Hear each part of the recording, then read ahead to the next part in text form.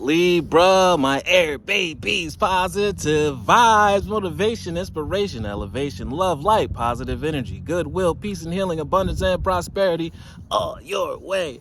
Bad health is big business. I'm here to put them out of business. Head swelling, PTSD, stroke, anxiety, depression, mental ailments, physical illnesses at an all-time high.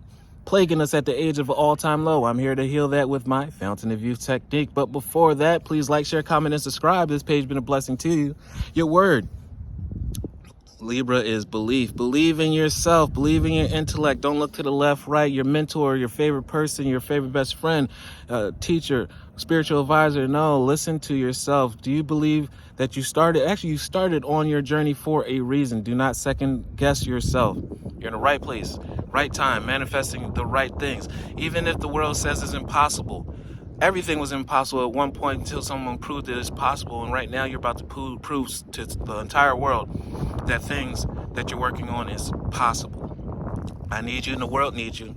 I believe in myself and the beauty of life and the goodness of God. Does have the power to fulfill my dreams.